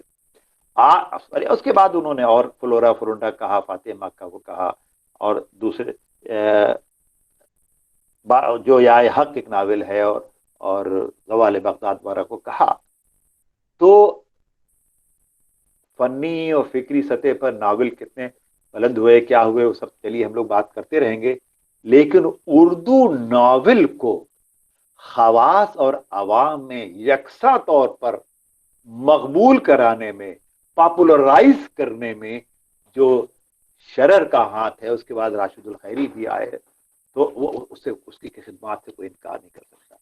اگر ہمارے ان بزرگوں نے، جس میں نذیر احمد کو اور رسوا کو اور شرر کو خاص طور پر شامل کرتا ہوں، ان بزرگوں کی یہ گراں بہا خدمات نہ ہوتی تو بہت آسانی سے پریم چند نے سب سے زیادہ شرشار اور شر کو ہی پڑھا، اور انشا پردازی وہیں سے سیکھی پریم چند نے اپنے ایک مضمون میں سرشار اور شرر کے عنوان سے ان کا پورا ایک موضوع ہی ہے۔ یہ الگ بات ہے وہ سرشار کو زیادہ درجہ دیتے ہیں، اب اس کی وجہ یہ ہو سکتی ہے کہ وہ رتن نا سرشار تھے، یہ مولوی عبدالحلیم شرر تھے، لیکن دونوں کو وہ درجہ دیتے ہیں اور دونوں سے بے حد متاثر ہے۔ داستانیں بھی پڑھی پریم چند نے، ان لوگوں کو بھی پڑھا، اور شرر سے وہ بے حد متاثر، اور پورا ایک مضمون بھی لکھتے ہیں جو مضامین پریم چند میں شامل ہے۔ تو آج بھی یہ ناول چھپتا ہے، بکتا ہے، اور شاید دنیا کی کوئی ایسی یونیورسٹی نہ ہوگی جہاں اردو سبجیکٹ ہے فردوس بری پڑھا اور پڑھایا نہ جاتا ہو۔ آج بھی ایسی انشا پردازی کرنے والے کم ہی لوگ ہیں، میرے خیال میں اب تو بالکل معدوم سے ہو چلے ہیں۔ اس لیے میں یہ ان ناول نگاروں کے جو 19ویں صدی میں تھے، یا حال ہی ہے جو انہوں نے نثری کتابیں لکھی، آزاد نے لکھی، ان بزرگوں کی عظیم الشان خدمات، غیر معمولی تاریخ ساز خدمات کو سلام کرتا ہوں کہ اگر یہ لوگ نہ ہوتے تو اردو نثر کا کیا حشر ہوتا، کہاں جاتی، کس طرح جاتی، میں نہیں کہہ سکتا، کیونکہ مدتوں تو اردو ادب کا مطلب اردو شاعری ہی سمجھا گیا، اور اردو شاعری کے مطلب غزلیہ شاعری ہی سمجھا گیا۔ نثر کو مقبول عام کرانے میں، نثر کو باخدا ایک صنف کے طور پر ناول کو مقبول کرانے میں، آج جو ناول ہمارا کھڑا ہوا ہے کامیاب، قرۃ العین حیدر، کرشندر، عصمت سے اور آگے بڑھ کر، ان سب کی پشت پر شرر کھڑے ہیں، سرشار کھڑے ہیں، نذیر احمد کھڑے ہیں۔ یہ اگر بزرگ لوگ نہ ہوتے تو شاید پریم چند بھی نہ ہوتے، قرۃ العین حیدر بھی نہ ہوتی، اور لوگ بھی نہ ہوتے۔ ایک تاریخ کا تسلسل ہے، ایک تاریخ کا دریا ہے جو بہتا ہے، اور اپنے ساتھ ماضی کو بھی یہ چلتا ہے۔ مجھے بے حد خوشی ہے کہ آج یہ ناول جہاں اس پر ڈسکشن رکھا گیا، اس کا متن پڑھا گیا، اور یہ سلسلے کو جاری رکھیے، اور کلاسک لٹریچر کو لیجیے اور بچوں سے پڑھوائیے، اس پر گفتگو کرائیے۔ بہت کارآمد یہ اور مبارک یہ سلسلہ ہے، جس کے لیے میں بیگ احساس اور ان کی پوری ٹیم کو مبارکباد پیش کرتا ہوں، اور اپنی گفتگو کو یہاں پہ تمام کرتا ہوں۔ شکریہ۔ بے حد شکریہ پروفیسر علی احمد فاطمی صاحب، آپ کے اس بصیرت افروز تبصرے کے لیے ہم بازگشت کی جانب سے بے حد آپ کا شکریہ ادا کرنا چاہتے ہیں کہ نہ صرف آپ نے فردوس بری کے تعلق سے بات یہاں رکھی بلکہ عبد الحلیم شرر کی ناول نگاری اور خاص طور پر فردوس برین جو کہ آج کا موضوع تھا، اس کی تاریخی، سماجی، رومانی کردار نگاری کے اعتبار سے ہو یا پھر تانیثیت کے اعتبار سے بھی ہو، آپ نے اس پر واضح طور پر روشنی ڈالی. ہم ایک بار پھر آپ کا تہ دل سے شکریہ ادا کرتے ہیں، بے حد شکریہ. جی اب ہمارے جو حاضرین ہیں ان میں سے اگر کوئی عبد الحلیم شرر کی ناول نگاری پر، فردوس بری پر اظہار خیال کرنا چاہتے ہیں تو وہ آگے آ سکتے ہیں. میں محمود کاظمی. سب سے پہلے تو میں خیر مقدم کرتا ہوں استاد محترم پروفیسر علی احمد فاطمی صاحب کا، کہ جن سے جو بھی میں ٹوٹی پھوٹی گفتگو کرتا ہوں وہ ان سے سیکھی ہے، اور ظاہر ہے کہ اس کا اعتراف میں ہر جگہ کرتا ہوں کہ یہ سر کی تربیت ہے. تو میری کوئی طبیعت خراب تھی، ذرا دیر سے میں جوائن ہوا. سر چونکہ موجود ہیں، ان کی موجودگی سے فائدہ اٹھاتے ہوئے سر میں یہ ایک چیز اس پر چاہ رہا تھا کہ یہ جو بے عمل ہے ہمارے یہاں عام ناولوں میں یا مثنویوں میں یا پھر وہ سلسلہ انارکلی ڈرامے تک بھی پہنچتا ہے، ہیرو کا بے عمل ہونا، تو کیا اس کے پیچھے یہ بات تو نہیں تھی کہ ہمارے اس وقت کے تخلیق کاروں کے یہاں طبقاتی کشمکش کا شعور جو تھا وہ نہیں تھا؟ یعنی وہ اصلاح پسندی ان کے نظر میں تھی، یا رومانی ناول وہ لکھ رہے تھے، یا اصلاح معاشرہ چاہ رہے تھے، لیکن معاشرے میں جو طبقاتی کشمکش ہے، جو تصادم ہے، یہ اس کا جو ٹکراؤ ہے، شاید اس کی طرف ان کی توجہ کم تھی، لہٰذا جو مرد کردار ہے اس کا وہ بہت ایکٹیو نہیں ہو پاتا تھا، کیونکہ اس کی کوئی جدوجہد کے کوئی امکانات معاشرے میں نہیں تھے. اس پر آپ ذرا روشنی ڈالیں. کاظمی صاحب دیکھیے، یہ طبقاتی شعور وغیرہ کی بات تو بہت بعد میں آئی. دراصل معاملہ یہ ہوا کہ جب 1857 کی خوریزی، پامالی اور بربادی اپنی انتہا پہ پہنچ گئی تو معاشرے میں ایک از خود ایک قنوطیت، احساس شکست وغیرہ چھا جاتی ہے. اور اودھ میں یہ خاص طور پر اس لیے ہوئی کہ وہاں اتنے عیش و عشرت کے سامان تھے، اور جب بھی سماج میں کوئی بڑا حادثہ ہوتا ہے، خون سے بھرا ہوا حادثہ، تو وہاں ایک فکر و خیال کا ایک جیسے ایک بحرانی دور، ایک عبوری دور آتا ہے اور نظریات آپس میں ٹکراتے ہیں. دیکھیے آپ دیکھیں، کچھ لوگ سر سید کہہ رہے ہیں انگریزی پڑھو، کچھ لوگ کہہ رہے ہیں نہیں انگریزی نہیں پڑھنا ہے، انگریزی سے نفرت کرو، انگریزی سے. نذیر احمد جو دلی کالج سے پڑھ کر آئے تھے اور انگریزی جانتے تھے، لیکن پھر بھی اپنے ناولوں کو ناول نہیں کہہ رہے ہیں کیونکہ معاشرہ آسانی سے قبول نہیں کرے گا. فسانے کے ساتھ یہی ہوا.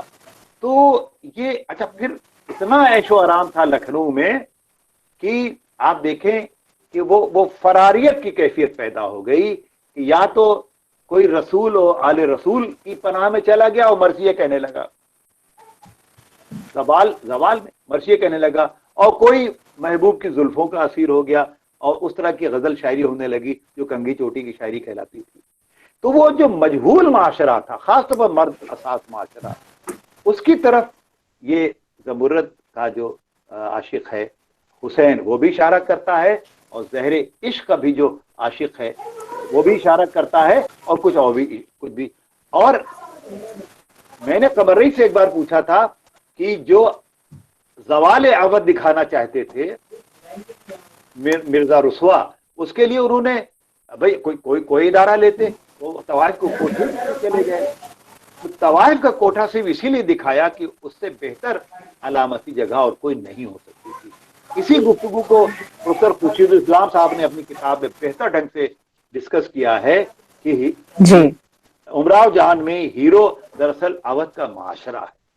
تو اس طرح کے طبقاتی کشمکش جو بعد میں ترقی یافتہ شعور کے ساتھ بعد میں آیا، وہ تو اس وقت نہیں ہے، لیکن ایک خوابیدہ، ایک فراریت سے بھرا ہوا، ایک مجہولیت سے بھرا ہوا معاشرہ تھا جس کو جگانے کے لیے یہ سب کیا جا رہا تھا. اور جس کی طرف یہ اشارے تھے کہ وہ جیسے یہ حسین عشق میں پاگل ہو رہا ہے، ویسی زہر عشق کا ہیرو بھی پاگل ہے، اور وہ جدوجہد کی ساری قوت کھو چکا ہے. اس طرف اشارہ کرتا. جی بے حد شکریہ. اور حاضرین میں سے کوئی ہیں جو اپنی بات رکھنا چاہتے ہیں؟ میں جاوید رحمانی آسام یونیورسٹی سے بول رہا ہوں. جی سب جی سے پہلے جاوید تو میں رحمانی صاحب. مبارکباد کہ بہت اچھی گفتگو کی علی احمد فاطمی صاحب نے، اور ظاہر ہے اچھی گفتگو ہی وہ کرتے ہیں بلکہ جی تو اس میں تعجب کی کوئی بات نہیں. اور سب سے اچھی بات یہ ہے کہ انہوں نے عبدالحلیم شرر کے ساتھ بہت انصاف کیا، ان کی ساری چیزوں کو کیا احاطہ انہوں نے کرنے کی کوشش کی. ابھی جو یہ نسائیت کے حوالے سے جو بات آئی، تو اس پر آنے سے پہلے میں ذرا سے ایک بات میں کہ فیض کا ایک بہت اچھا مضمون ہے، اور چونکہ علی احمد فاطمی صاحب نے کام ہی کیا ہے شرر پر تو ان کو اندازہ ہوگا. تو ایک دلچسپ بات ہے کہ اس زمانے میں شرر کی شخصیت جیسی طلسماتی شخصیت تھی، اور جس طرح سے ان کی پذیرائی کا حال تھا، اس کی تو بہت اچھا اشارہ فیض صاحب نے کیا ہے، اور فیض کا مضمون بھی بہت عمدہ ہے. تو اگر وہ تھوڑی سی اس پر بھی گفتگو کرتے تو ہم سب کو تھوڑی سی اور مدد ملتی اسے سمجھنے میں. لیکن یہ جو عورتوں کی نمائندگی کی طرف اور مردوں کی ایک طرح سے غیر فعالیت کا جو مسئلہ ہے، تو مجھے لگتا ہے کہ یہ لکھنوی فرما رواؤں کی تاریخ میں بھی اس کے اثرات دیکھے جا سکتے ہیں، اس کو کھوج کیا جا سکتا ہے. کہ آپ دیکھیے کہ 1857 کے بعد انگریزوں سے جو ایک طرح سے ٹکراؤ کا معاملہ ہے، تو اس میں آپ لکھنوی فرما رواؤں کی تاریخ کو دیکھ لیجیے کہ کون کون لوگ ہیں جنہوں نے اس پورے جبر کو بالکل قبول کر لیا، اور کون لوگ ہیں جنہوں نے اس جبر کے خلاف مزاحمت کی. تو یہ مزاحمت کرنے میں وہاں جو نسائی کردار ہے وہ زیادہ فعال دکھائی دیتا ہے، اور ان کے مقابلے میں مرد فرما رواؤں کا جو کردار ہے وہ بہت خاصا پیسو قسم کا دکھائی دیتا ہے. تو شاید ایک جی اشاراتی اس کی طرف بھی یہ ہو. تو بہرحال میں صرف مبارکباد دینا چاہتا ہوں کہ بہت اچھی گفتگو کی ہے علی احمد فاطمی صاحب نے، جی جی اور ان بےحد سے بہت کچھ سیکھنے کا جی موقع بےحد ملا ہم سب. شکریہ. بہت جی بہت شکریہ جاوید. جاوید رحمانی صاحب. جی اب پروگرام کو آگے بڑھاتے ہوئے میں آتی ہوں صدارتی خطاب کی طرف، اور مؤدبانہ درخواست کرنا چاہوں گی ہمارے سرپرست بازگشت کے روح رواں پروفیسر بیگ احساس صاحب سے کہ وہ صدارتی خطاب سے ہمیں نوازیں. پروفیسر بیگ احساس صاحب. پروفیسر علی احمد فاطمی صاحب، محمد جابر حمزہ صاحب، محمود کاظمی صاحب، جاوید رحمانی صاحب، اور آج کی اس محفل سے جڑے ہوئے تمام ناظرین و سامعین. آج ہم نے فردوس بری کا انتخاب کیا تو سب سے پہلے جو نام آیا تھا وہ پروفیسر علی احمد فاطمی کا تھا. اور پروفیسر علی احمد فاطمی میرے ایسے دوست ہیں، تقریباً 1980 سے ہم لوگوں کی دوستی ہے، اور کبھی ہمارے تعلقات میں کوئی فرق نہیں آیا. مجھے یقین تھا کہ آج فاطمی صاحب جو گفتگو کریں گے وہ حاصل محفل ہوگی، اور فاطمی صاحب نے یقیناً بہت خوبصورت گفتگو کی، اور عبدالحلیم شرر کی ناول نگاری، فنکاری، اور ناول کی کردار نگاری، ناول کی ٹیکنک، اور ساری باتوں کا بہت عمدگی سے احاطہ کیا. میں ان کا شکر گزار ہوں. فاطمی صاحب ہمارے ان پروفیسروں میں سے ہیں جن کے بغیر بہت کم سیمینار منعقد کیے جا سکتے ہیں، یا جن کی شرکت کے بغیر کوئی سیمینار کامیاب نہیں ہوتا. تو ظاہر ہے یہ ان کے لیے بہت معمولی بات تھی. ہماری درخواست پہ وہ تشریف لائے، اس کے لیے میں ان کا شکریہ ادا کرتا ہوں. اب بہت اچھی گفتگو ہوئی، اب میں اس میں کچھ مزید اضافہ اس لیے نہیں کر سکتا کہ ظاہر ہے یہ فاطمی صاحب کا ڈاکٹریٹ کا مقالہ بھی تھا. چند باتیں عرض کرنا چاہتا ہوں کہ جیسے فاطمی صاحب نے کہا کہ اسکاٹ کے ناول ٹیلسمان کو پڑھنے کے بعد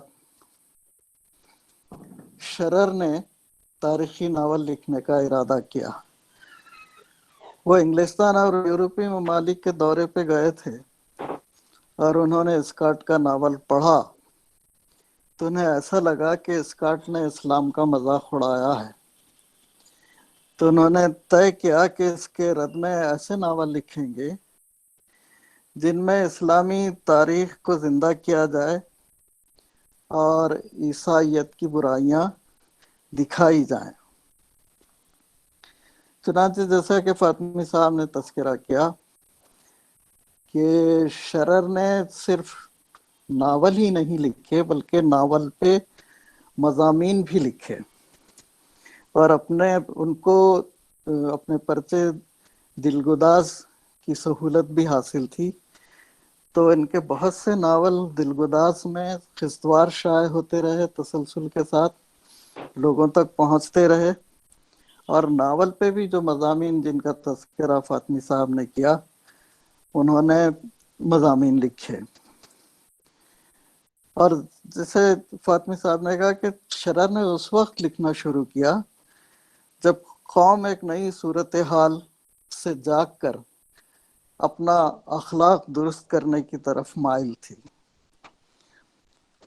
कौम को पुरानी अजमत याद दिलाना जरूरी समझा जा रहा था और ये काम हाली ने मुसद्दस के जरिए भी किया था। अब उस जमाने में ईसाई मिशनरी भी अपने मजहब की तबलीग बड़े जोरों पे कर रही थी और मुसलमानों को भी इसका ख्याल था कि ईसाई मिशनरी के जवाब में वो भी इस्लाह का काम करें। तो मौलाना ने तारीखी नावल को अपने काम के लिए बेहतरीन आलाकार बनाया। और जैसे कि फातमी साहब ने कहा, वारिस अलवी के हवाले से भी यूरोप में इनकलाब आया फिक्शन के ज़रिए से, नावल के ज़रिए से।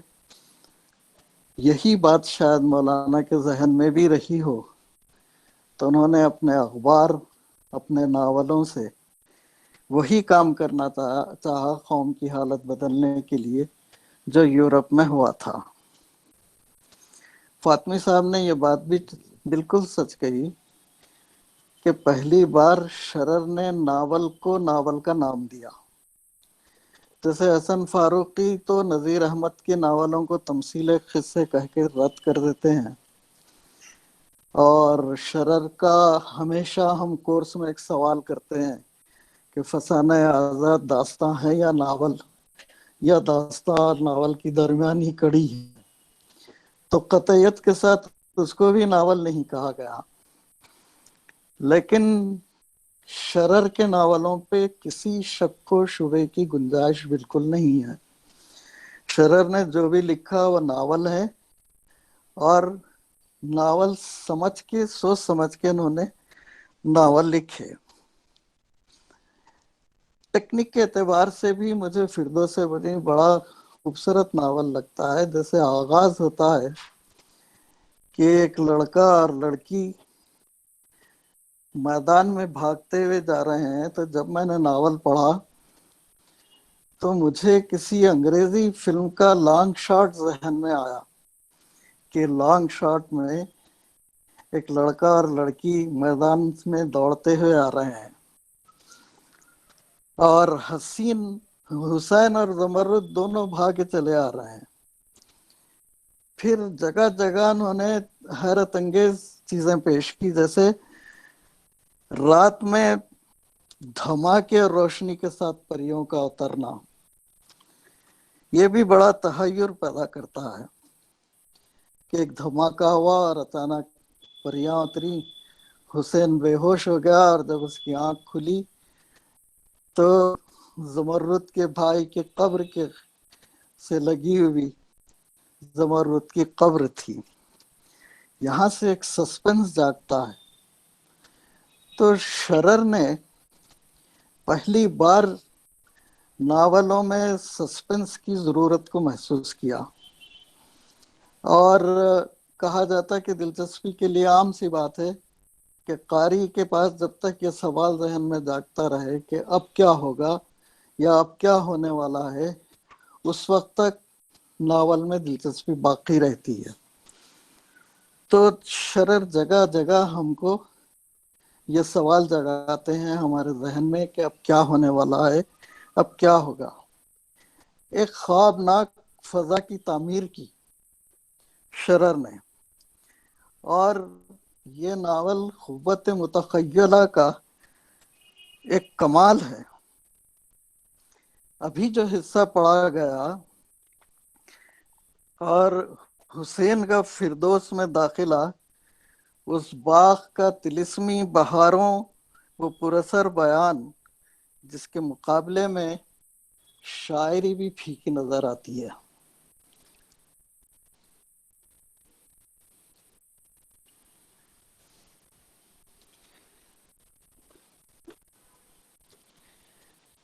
इस तारीखी जन्नत को जिस तरह से पेश किया,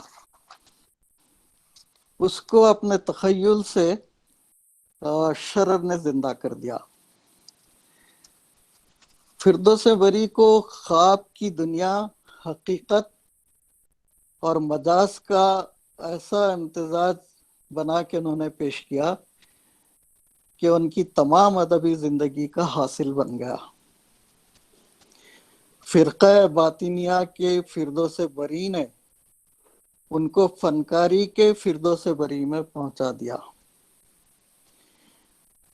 फातमी साहब ने किरदार निगारी पे बातें की और इस पे बहुत से सवालात भी हुए कि मर्द का किरदार कमज़ोर क्यों होता है और औरत के माशरे की देन है वगैरह।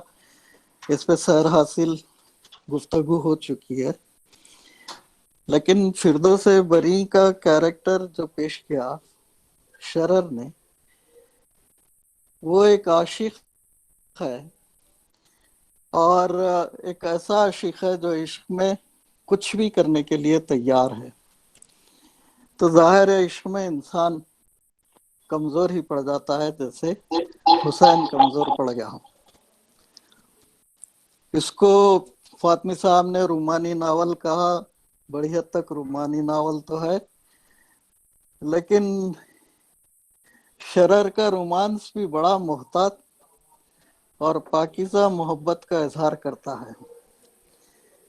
इस नावल की वो तारीखी हैसियत नहीं है, जैसे फातमी साहब ने कहा कि फिरक़े बातिनिया की वो सारी चीज़ें शरर ने पेश नहीं की। तो एक छोटे से वाक़े को लेके उन्होंने जो फिरदौस बरी का नक्शा पेश किया और जिस तरह से नौजवानों को फिरक़े बातिनिया वाले लुभाते थे और उनसे अपने मुखालिफिन का कत्ल करवाते थे, उसको बड़ी उम्दगी से पेश किया उन्होंने। बहुत मुमकिन है नावल उमरा जान के दर्जे का न हो, लेकिन तारीखी नावलों के बानी अब्दुल हलीम शरर थे। इसके बाद इस रिवायत को बहुत आगे बढ़ाया नहीं जा सका। जैसे नसीम हिजाजी लिखते थे तारीखी नावल, उसको हम पॉपुलर नावल कहेंगे, या सादिक हुसैन सरधनवी जो तारीखी नावल लिखते थे वो पॉपुलर नावल के जुमरे में आ सकते हैं। लेकिन शरर के बाद किसी ने तारीखी नावल संजीदगी से लिखे तो वो काजी अब्दुल सत्तार थे। तो शरर की रिवायत को काजी अब्दुल सत्तार साहब ने आगे बढ़ाया। इसके बाद मैदान खाली है। तो शरर का यह नावल पॉपुलर नावल तो नहीं कहलाया जा सकता, एक संजीदा नावल है, लेकिन मुकम्मल तारीखी नावल भी नहीं है, मुकम्मल रूमानी नावल भी नहीं है। इसमें ख्वाब की दुनिया है, हकीकत और मजाज का एक इम्तिजाज है और इसको शरर ने बड़ी खूबी से पेश किया कि नावल सीधे लोगों के दिलों में उतरता है। दूसरी बात जिसकी तरफ मैं तवज्जो दिलाना चाहूँगा कि फिरदौस बरी का जो बयानिया है वो नावल के बयानिया में एक मिसाल कायम करता है। ऐसा बयानिया हमको दूसरे नावलों में नहीं मिलता। तो बयानिया के एतबार से भी फिरदौस बरी का मुताला किया जा सकता है। ये चंद बातें थीं जो मुझे आपसे अर्ज करनी थी। महमूद काज़मी साहब ने जो सवालात उठाए या जावेद रहमानी साहब ने जिस तरह से गुफ्तगू में हिस्सा लिया, मैं इन लोगों का शुक्रगुजार हूँ कि इसी तरह बात से बात निकले तो हमारा जो मकसद है कि एक सैर हासिल बहस हो وہ پورا ہو سکا ہے. میں فاطمی صاحب کا بھی بےحد شکر گزار ہوں کہ وہ ہماری درخواست پہ تشریف لائے، اور محمد جابر حمزہ کا بھی کہ اساتذہ کے درمیان کسی کلاسک کی قرأت کرنا بڑی ہمت اور حوصلے کی بات ہے. میں ان کو مبارکباد پیش کرتا ہوں. بےحد شکریہ. بےحد شکریہ پروفیسر بیگ احساس صاحب. ہمیشہ کی طرح آپ نے پرمغز خطاب یہاں پر پیش کیا. بازگشت کی جانب سے آپ کا بھی ہم شکریہ ادا کرتے ہیں. اور چونکہ پروگرام اب اختتامی مراحل میں آ چکا ہے تو میں اپنے ساتھی ڈاکٹر گلے رانا سے گزارش کرتی ہوں کہ وہ اظہار تشکر کا فریضہ انجام دیں. میں بازگشت کی جانب سے آج کی محفل کے تمام شرکا، بالخصوص آج کے مہمان خصوصی پروفیسر علی احمد فاطمی صاحب کا تہ دل سے شکریہ ادا کرتی ہوں کہ آپ نے ہماری دعوت قبول فرمائی اور عبدالحلیم شرر کی ناول نگاری اور خاص طور پر فردوس بری اور آج کی پیشکش پر پرمغز خیالات کا اظہار کیا. آپ کا بےحد شکریہ سر. اور ایک مہمان ڈاکٹر محمد جابر صاحب کا بھی شکریہ ادا کرتی ہوں کہ اور ساتھ میں مبارکباد بھی پیش کرتی ہوں کہ آپ نے فردوس بری سے اقتباسات جو بڑی عمدگی سے یہاں پیش کیے، اس کے لیے آپ کا شکریہ اور بے حد مبارکباد آپ کو پیش کرتی ہوں. آج کے صدر اجلاس بازگشت کے سرپرست استاد محترم پروفیسر بیگ احساس صاحب کا بھی بے حد شکریہ کہ آپ نے بصیرت افروز صدارتی خطاب سے ہمیں نوازا اور یہ بتایا کہ فردوس بری خواب کی دنیا، حقیقت اور مجاز کا ایک حسین امتزاج ہے. آپ کا بے حد شکریہ سر. اور اس کے علاوہ آج کی محفل میں جو شرکا ہمارے ساتھ ہیں ان تمام کا فردن شکریہ ادا کرتی ہوں، جن میں پروفیسر غلام شبیر رانا صاحب ہیں جو پاکستان سے ہمارے ساتھ جڑے ہیں ہمیشہ کی طرح.